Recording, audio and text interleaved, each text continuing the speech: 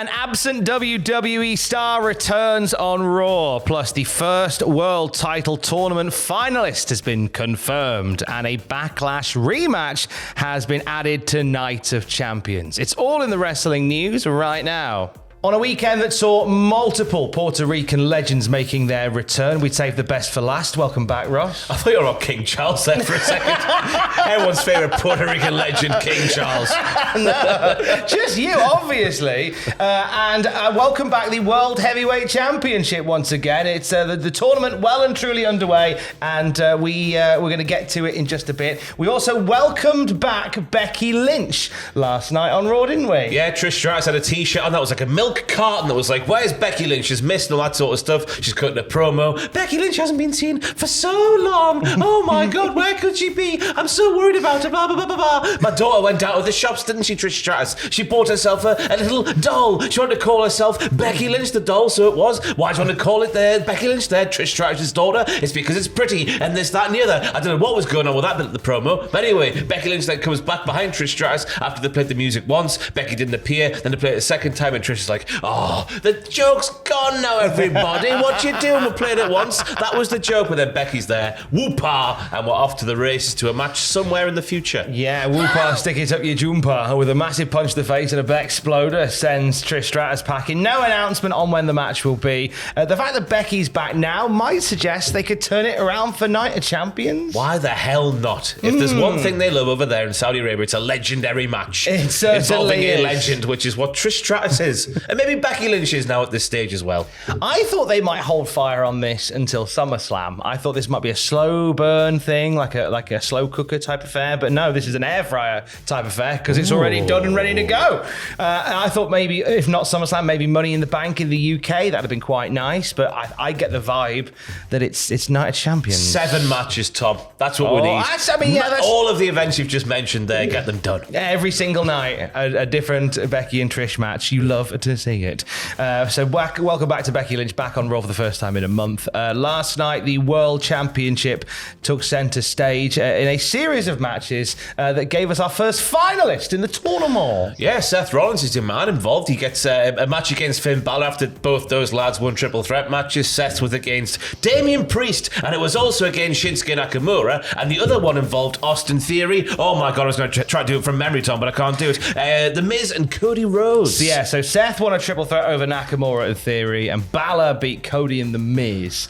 And then we had a belter between Rollins and Balor, which called back to their Universal title match at SummerSlam all those years ago. Shall I show you how? That's right. They threw barrels at each other. That was a like buckle bomb in the Donkey barricade, everybody. Obviously. It was a buckle bombing barricade. Blimey. And I like the fact they acknowledged that on commentary. Like the big story that a few times I heard Kevin Patrick and Corey Graves saying, oh, this is SummerSlam all those years ago. The last time Finn Balor won a world title, it was Seth Rollins that ruined it for him. Well, now and again, great long-term storytelling. I was a fan. Yes. And Seth Rollins with a curb stomp gets into the final. So it's going to be him versus a star from SmackDown to be determined on Friday. Yeah, an old lad from SmackDown. They're all old lads, aren't they, in the tournament? They are all old lads, apart actually. From Theory, he's the young boy. Everyone else is an old boy. They're all old boys, haven't they? Any particular old boy you'd like to see in there with? I think it's good. Is it going towards Edge and Seth? Maybe. I mean, they had a banger of a feud a little while ago. I thought Seth and AJ, because I was thinking, have they done that before? But then I was told, of course, they have done that before, but many years ago. But hey, there's been a lot of water under the bridge then. Maybe roll that back. You think maybe just because the final is taking place in Saudi Arabia, that one half of the match will be an older of the old boys? Like your Edge or your Styles. That's your two options there. It's one of the two old boys. I like the story of Edge going for a world title. I think there's, I've always enjoyed whenever they do it. They have a great bit of promo opportunity with them, and I think Seth and Edge have had nothing but great matches between each other. Yeah, and that shtick when he was going after the US title from Theory, where he's like, I've not got long left, so I want a title while I've got this little stretch of my career to go. Put that over to the world title. It makes complete sense. Would you say that it writes itself? I would say that, Tom. But you knew that already, didn't you? You saucy little minx.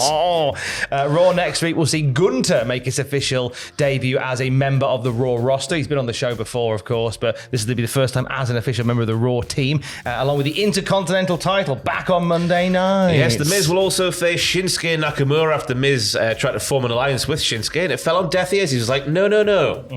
Get it. The Miz trying to form the team of Miz K Nakamura, which I did like. It writes itself, doesn't it? It does write itself. Miz even said that, and Nakamura said no, it doesn't. And plus, after getting enough signatures to warrant a match, we'll see Chelsea Green and Sonya Deville challenge the women's tag team champions, be they Damage Control or Liv Morgan and Raquel Rodriguez. I do like this storyline. Yeah. Chelsea Green petitioning for a rematch, and even though she's had several rematches on the house show loop. But they don't count because the TV cameras weren't rolling. It doesn't count when no one's watching. Exactly. That's a dangerous... Does a bear crap in the woods? Who knows? If a pope does a poo in the woods, can anyone hear it? Is that the phrase? My heart just skipped a beat there when I heard the pope. I was like, where you were going there?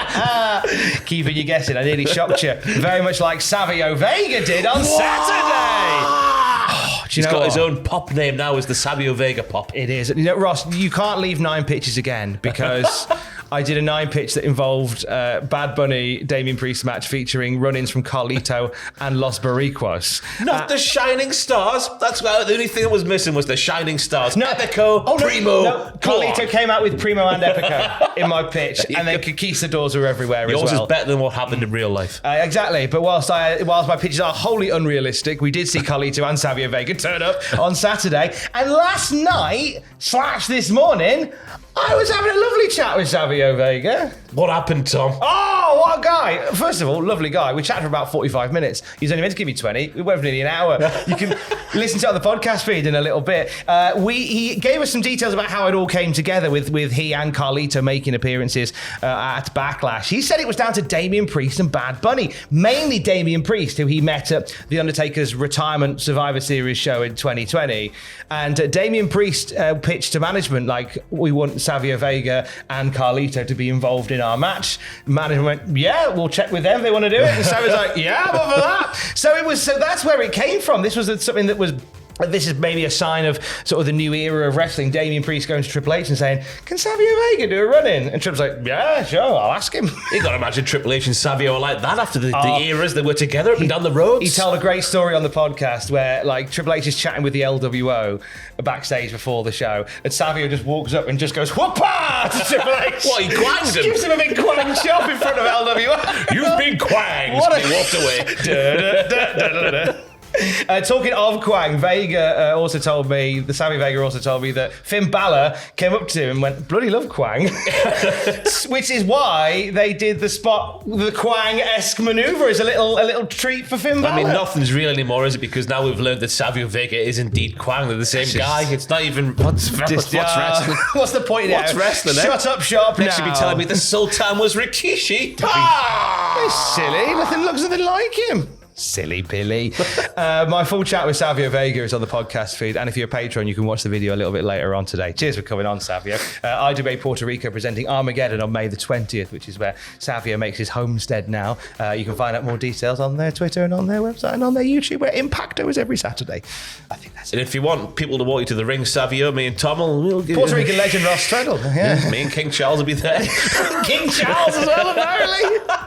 It's what we want to happen. Imagine taking a Quang chop with those sausage fingers. You'd be decapitated. Anyway, Backlash Rematch has been set for Night of Champions because Cody Rhodes, he's gone and done it, hasn't he, Tom? He's upset Brock Lesnar. He certainly has. So Cody was close to punching his ticket into the finals of the semi-finals of the tournament last night. However, Brock Lesnar would not let it lie. F5 on the floor and then an F5 through the announce table. And Brock looks like he's been through a mincer. Do you remember when they brought out those zombified action figures like a few years ago? It's literally the Brock Lesnar version. One of them, he's got a black eye, he's got the big cut on his forehead, a little bit of cut around his mouth. He's cut this promo. Look at this face! Look at this face! Cody, look at my face! It is funny when he talks sometimes and his voice goes, look at his face!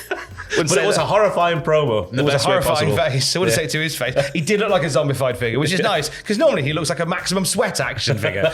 But he got into the face of Cody Rhodes as well, and he said, I want to have a fight with you at Night of Champions. And later on in the night, Cody said, against my better judgment, go on then. So we're running it back. I had a feeling that we would after the finish on Saturday. Yeah, the way the camera lingered on Brock, and he was like, ooh. next time they're I loved it if Brock had gone, oh. That would have been great. And Daniel Cormier, I saw tweeting like, look at Raw tomorrow night, I might be there or something like that, unless I dreamt that a few weeks ago. No, he did certainly tease that he was going to be at Raw. So I'm linking this fight rhetoric, this lexicon of fight, I know what I'm saying now, and Cormier maybe being there, and maybe certain people arriving at Raw last night and ripping up the script and being linked in some form or fashion. Maybe a fight pit potentially in Saudi Arabia. Who knows? Oh, I never thought about putting Brock in the fight pit. What an incredible idea! Where he was birthed. Yeah. He would push Cody Rhodes into the mesh, and he would come out the other side as chips. Yeah, he would. A la George Miz. A la George the Miz. More wrestling news throughout the day you can find at cultaholic.com. Stay safe. The difference being Cody, of course, would be a traditional, like, American thin cut fry, whereas George is more the wedge, obviously. So he's a wedge in Merry all Christmas, of our hearts. everybody.